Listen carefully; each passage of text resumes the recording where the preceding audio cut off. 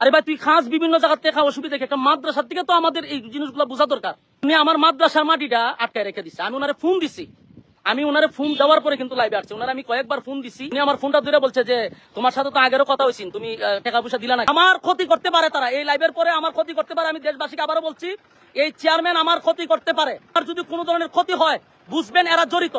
আমার পান্নাসির ভয় আছে, আমার যে কোনো সময় তারা আমার হামলা করতে পারে। সর্বোচ্চ শেয়ার করবেন আমার লাইভটি, আপনাদের কাছে আমার অনুরোধ।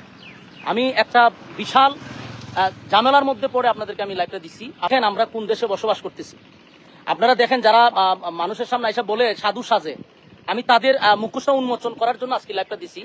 আর হবিগঞ্জ জেলার মাতুবপুর থানার শাহজাহানপুর ইউনিয়ন এটা আমার একটা প্রতিষ্ঠান। আপনারা জানেন যারা আমার পেজটিতে আছেন। আমি আবারও বলছি, অনেকে কমেন্টস করতেছেন, ভাই কমেন্টস করার আগে ভিডিওটা শেয়ার করেন। অত্যন্ত গুরুত্বপূর্ণ, ভিডিওটা শেয়ার করেন। আপনাদের কাছে আমি অনুরোধ করছি, লাইভের শুরুতে ভিডিওটা শেয়ার করেন। কিছু মানুষের মুখোশ উন্মোচন করা খুবই দরকার, এজন্য আমি লাইভটা দিচ্ছি। এখানে আমার মাদ্রাসাটা আমি কতটুক যুদ্ধ করে এই মাদ্রাসাটা করছি আপনাদের জানার বাকি নাই। এই মাদ্রাসা করতে গিয়ে আমি বহু যুদ্ধ এবং মানে 15 দিন 1 মাস পর্যন্ত আমি সংগ্রাম করে এলাকাবাসী নিয়ে আমি মাদ্রাসাটা আমি করছি। এই মাদ্রাসার মাটির প্রয়োজন। আজকে আমরা অনেকদিন ধরে মাটির প্রয়োজন। আমি আমার সামনে মাহফিল আসতেছে, মাটি পালাবো। এই জন্য আমি গতকালকে একজন আমারে মাদ্রাসার জন্য মাটি দিছে।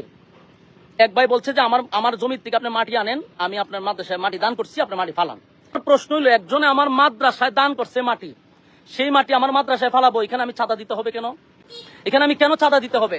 চাঁদার জন্য আপনারা দেখেন, চাঁদার জন্য আমার গাড়িটারে আটকায়ত রাখছে। এখানে আমার মাদ্রাসার মাটি নিতে দিতেছে না, আমার গাড়ি আটকায় রাখছে তারা, আমার গাড়িতে মাল নিতে দিতেছে না। এরপরে এখানে আপনারা একটু দেখেন, আশ্চর্য বিষয় হলো, একটা প্রতিষ্ঠান, মানুষ যেখান থেকেই হোক, মানুষ প্রতিষ্ঠানের প্রতি একটা দরদ থাকে, একটা মায়া থাকে না। আমার এখানে একজন আছে, এরা আমার এলাকারই। তো এখানে এদের বক্তব্য হলো যে আমাদের কিছু এখানে নাই, এখানে আমরা চেয়ারম্যানের নির্দেশে আমরা গাড়ি আটকাইছি। এরা আমার গাড়ি আটকায় রাখছে, এটা হলো তাদের বক্তব্য হলো আমরা চেয়ারম্যানের নির্দেশে আটকায় রাখছি। সেটা তো আমার আর কথা বলে লাভ নাই, কারণ এরা নিরুপায়। চেয়ারম্যানের আদেশ রক্ষা করতে গিয়ে আমার গাড়ি আটকায় রাখছে। মাদ্রাসার মাটি ফালাবো আমি? আমার একজনে মাদ্রাসার মাটি দান করছে। এখন আমরা তো বিভিন্ন জায়গার থেকে, রাস্তাঘাট থেকে চাঁদা নেই, চাঁদাবাজি, তারপরে বিভিন্ন ভাবে আপনার বিভিন্ন জায়গার থেকে চাঁদাবাজি হচ্ছে।